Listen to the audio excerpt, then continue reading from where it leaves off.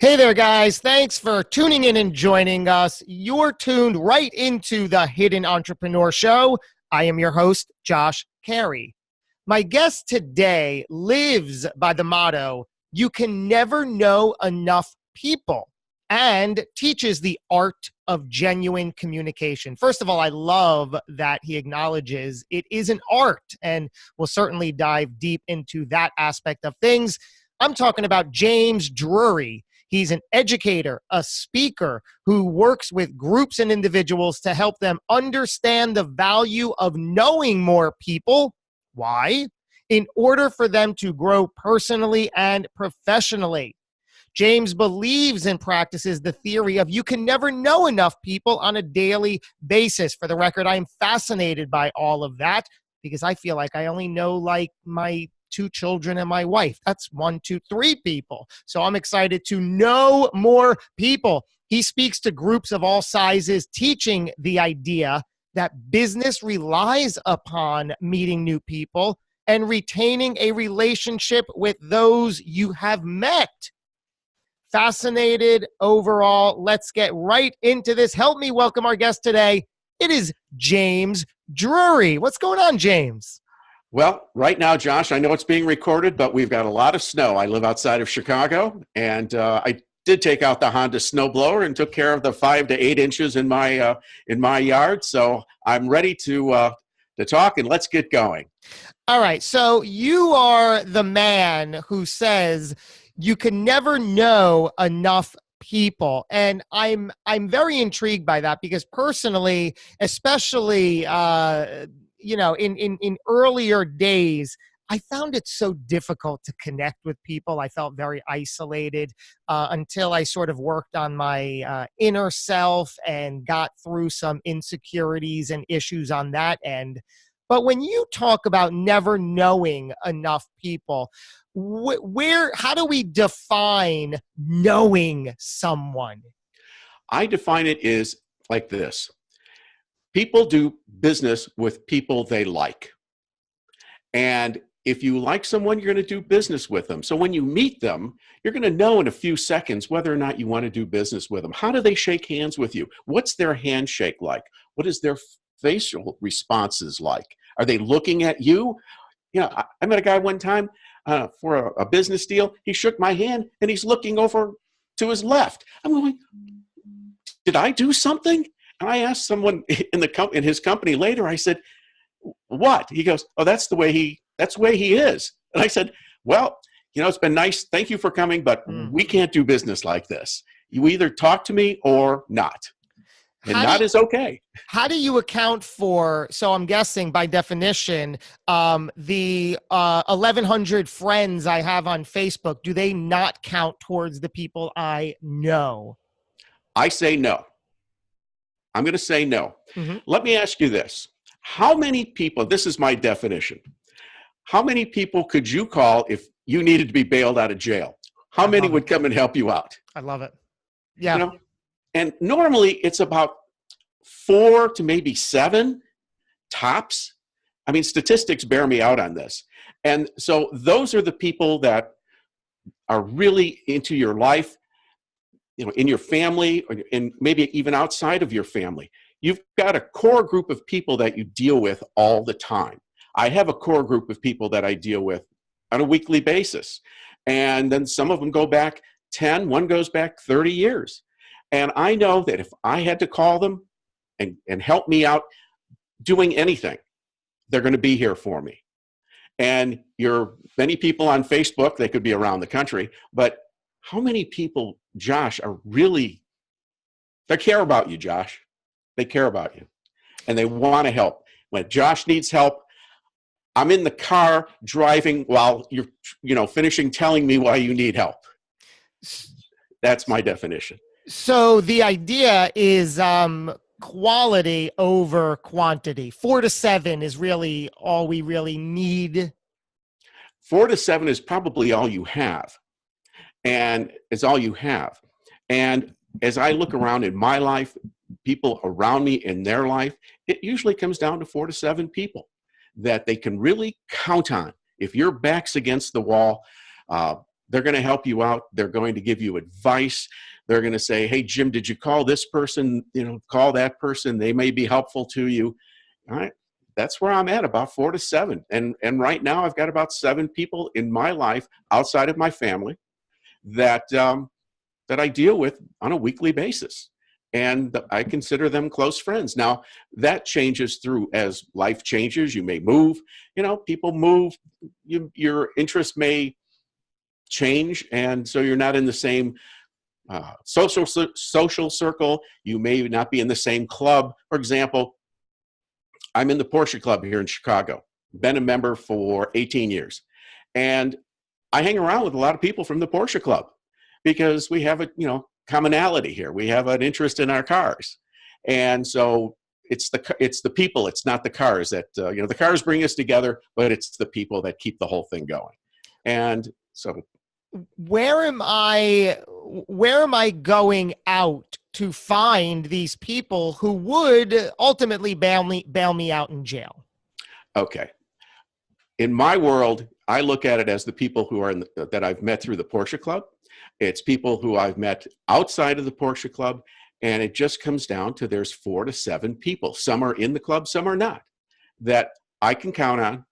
There's a fellow that I only see maybe 3 times a year. He lives 5 miles from me. I call him Fidel. And I talk to Fidel, and I've known him for, I don't know how many years, but we talk to each other at least 2 times a week, sometimes 3. But we don't see each other. But if I needed something, I'd call him up, say, Joe, I need you here now. Don't ask any questions. Just get in your car and get over here. And he would do that. And I would do that for him too. I can think of another friend of mine who just moved to Florida. And, if Paul called me up, I call him Indiana Jones. So if Indiana Jones would call me up and say, Jim, I need you down in Sarasota. Okay, I'll get back to you in an hour. I'll be on a flight as soon as I can. What do you need? Just tell me. There are just certain people in your life that you can count on and you can enjoy. But in business, Josh, this is the difference. You go to a trade show, you're at a convention, you meet people. And how do you start that conversation? One of the things that I've always enjoyed doing is when I'm standing in line and the line is long, I turn around, talk to the person behind me and say, how you doing? And they'll go, fine. I'm going to say, I don't know if you knew this, but I'm the one who invented standing in line. Just to start a conversation.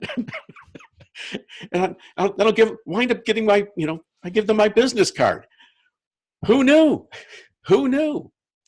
The other thing is that when I see people at a convention or a trade show or I'm making a speech, and I say, look, you're here to meet people. You're here to learn, but you're here to meet people. So would you just take a second and talk to that person on your left, talk to that person on your right, exchange business cards? But here's the key that I found, that I believe. After you introduce yourself and you had a little conversation, you have their business card. What you need to do is follow up. Now, I'm not suggesting that you follow up. This is business on Facebook or Instagram or even LinkedIn initially. How about writing them a little note? Send it to their business address. Hey, Josh, it was great meeting you. We talked about this. I'd like to follow up with you because I think we might have some synergy here. Hope you're having a great week. Catch up with me. James Drury, and my business card's in there.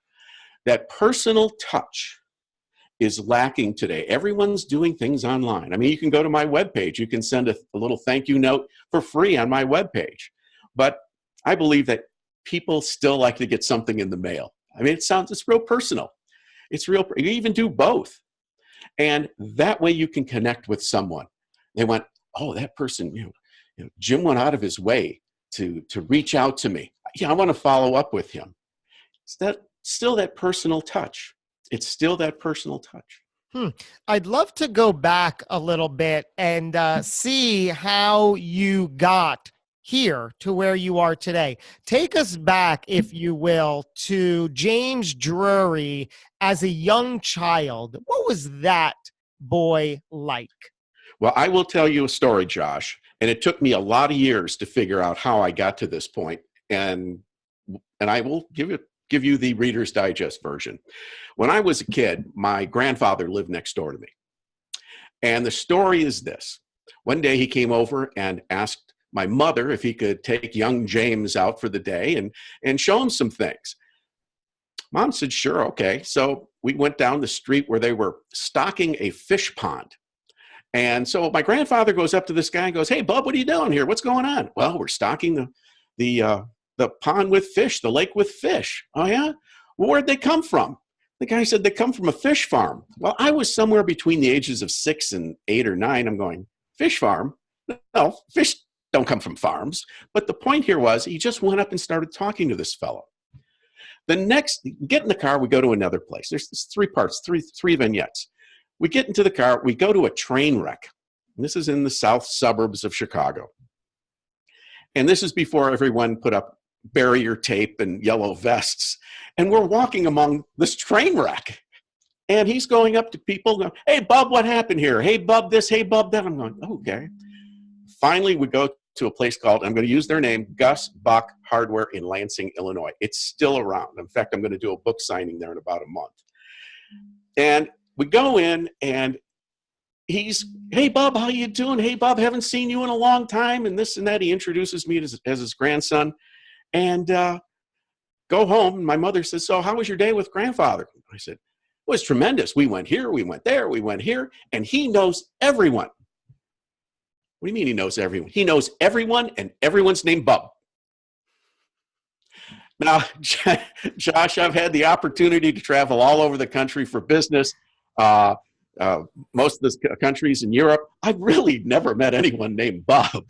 But the point here is it took me years to figure out that he had a natural way of talking to people. He was unafraid to just go up and start that conversation. And when you know, as a young child, we learn by observing and listening. And I observed, I listened, and said, well, if he can do it, I should do it. That's what I should be doing, because that's what grandfather does. But it took me a lot of years, Josh, to understand what he was doing and why I am the way I am. People always ask me. I remember I was on a flight with a dear friend of mine, and he said, and I was talking to somebody, I was talking to flight attendants, I was talking to him. He goes, do you talk to anyone? I said, Brian, I talk to everyone, because you just never know where your next idea is going to come from, where your next business idea is going to come from. You just never know. And it's great fun. I challenge you. Stand in line, Josh. If the line's not moving, turn around and say, hi, my name's Josh Cary, and I invented standing in line. I guarantee. The other one I like to do is when I walk into an elevator that's crowded, I don't turn around. I face the back. You face the back. I get it. Hi, how you doing? Good to see you. How's your day going?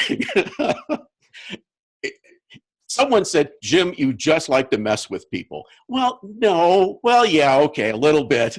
But net, if I can bring a little fun into life, because everyone's standing there, you know, they're going, oh, God, waiting for the elevator. You know, just this idiot walks in, he's talking to everybody. Who was hurt? No one was. I have to agree. I see a lot of me in you. I certainly, to the detriment of my wife and some friends that I've been around, I too just love acknowledging, interacting, engaging, talking with anybody and everybody. It's just, yeah, like you said, it's fun. I thrive on that. Someone asked me about my theory of you know, just talking to everyone. And I said, over the years, I said, it came to me while I was on a walk in Spain. I walked the Camino de Santiago in Spain. I don't know if you're familiar with that. It's a 500-mile pilgrimage through northern Spain. Oh, wow. So I was walking and I was thinking about just about every person that I'd ever met in my life. It took about 500 miles to figure that out. But the question I wound up asking myself was this. Did I ever do anything to Josh that would negatively impact his life or positively impact his life? Because if I said something or I did something, and it comes down to ethics and morals and tenets, if I did something that impacted your life in a negative way, it could have impacted your spouse, your children, your grandchildren. It's like ripples in a pond. And it changed the way that I think on every person I talk to. I don't want to be that person that impacted someone's life in a negative way. I don't know if I could live with myself if I knew that. It, it's just the way I think. It's just what I believe. How much of this is a born trait or a personality that you either have or you don't? And how much of this is learnable? I think it's learnable. It's an art, not a science. It's not reproducible. How I do it, you may not be able to do it, Josh, or anyone watching this. It's an art. And it's an art that you have to practice, and you have to believe it in your soul. You have to really believe it in your soul that I want to talk to that person and smile. I mean, my God, everyone's just kind of today. And I just want to, someone said, you're like the Pied Piper of a smile. And I said, no, I don't look at it that way. I just look at it as, that person may have some information that would help me. That person may tell me something that I didn't know. Wow, that's great.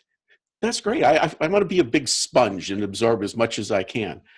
But it's the art, and you have to practice it over and over again.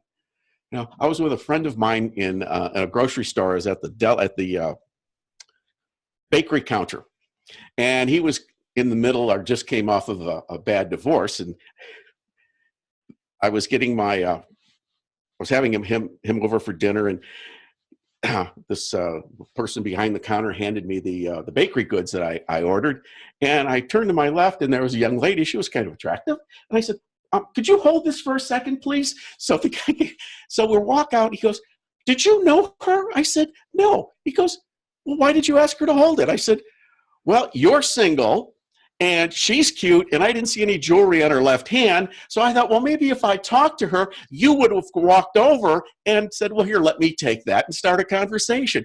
He goes, "How do you think? You don't think like normal people." I said, "I'm trying to get you a date, and you're berating me." What's going on here? Between how much I know of you today and this experience and the grandfather story, was there a time early on in your life or career where you couldn't bring this to the table because you were just frozen behind fear, or you were in a down spiral? Any of that happen? Yes. And that happened when I started a business. I started 3 businesses after 50. And the first one was a spectacular failure. There were fireworks that went so bad. There should be a national holiday of the day that Jim really screwed up here. And it took me a year to figure out I was just in a funk. I was just in a funk. And I'll tell you what happened. This is the story.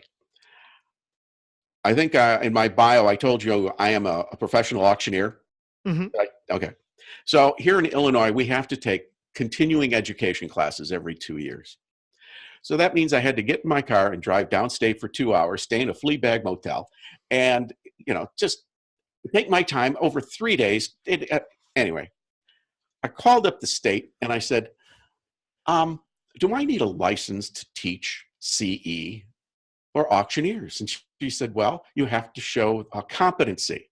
Now, Josh, I was told that you never answer a question with a question. And I said, I'm sorry, but I have to ask you a question. I need you to define your terms. What? She goes, well, how about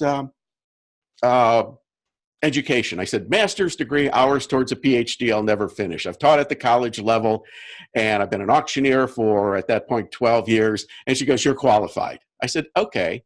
Then she said, why don't you start your own school? I said, whoa. Well, I said, that's not why I called. But if I was to start my own school, it would have to be online. Now, keep in mind, this was like 7.5 years ago, before all the ads were on TV for, Southern New Hampshire University and so on. And she goes, that's what I'm talking about. No one's doing that. Really? I said, I'll call you in a month. I called her in 30 days. I said, I have a demo video up. I've written 4 classes. I have all the forms filled out. I said, do I put them in a FedEx box and ship them downstate? She said, you're kidding. I said, no, I'm ready to go. I just need final approval. The point here is that I just called up and started talking to this woman. And I had talked to her in the past. She was very nice and a person that you felt like you could reach out to. And I reached out to her, and it's changed my life. I started a business on a phone call. It's still going, and it's growing. You can never know enough people, Josh. You just never know where your next idea is going to come from. My goodness, there's so much here, so much good here. And I know that we just started unraveling everything. There is so much. How could we put all this, if you had to wrap all of this up into a nice clean bow for the person listening, what should they take away from all of this dialogue today? As the wise old Greek told me at a restaurant in Calumet City, Illinois, many years ago, he said, he's the one who told me the line, you can never know enough people. He told me something else that I won't tell you. I'll tell you offline. And just don't be afraid.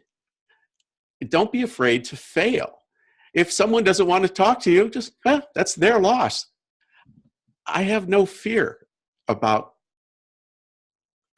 failure because I look at it as a learning experience. I have no fear about going up to a stranger and start talking to them. I just don't seem to have that fear. Now, have I been rejected? Oh, God, yes. I mean, that's just life. That's why it's an art. It's not a science. But your life can change. Your entire family can change. Just try it. Try it. Walk into that elevator, look at the back and say, how's everyone doing today? Great day, isn't it? And they'll just who's this idiot? But they may even talk, hey, there was this guy in the elevator. He walks in, looks in the back. They may tell their friends, and they're going to walk out with a positive attitude. But Josh, if I can, the thing that really gets me is that when you talk to someone and you're having a conversation with them, remember what you say to them.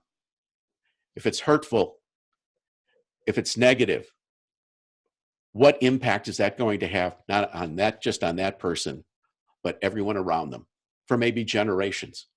And I just ask people, take a few minutes or just a microsecond, a nanosecond to think about what you're going to say. Get your brain engaged before you open your mouth. It's all pretty simple stuff. It's pretty simple stuff. Wow. To say you are likable, James Drury, is an understatement. I fell in love with you from minute one, and it's only growing. You're such there's so much to you. I can't wait to continue the dialogue. I want to thank you for being here today and for sharing all of this with our listeners today. Thank you so much. Josh, it has been a real pleasure on my end also. Thank you very much. And thank you, everybody, for tuning in. If you enjoyed it, take one piece of action. Put one thing into place. You don't have to have the complete picture. Just get one thing into the world, out into the world, and make good happen. We're going to make good happen real soon. Until we do, thank you so much for tuning in. Go get 'em.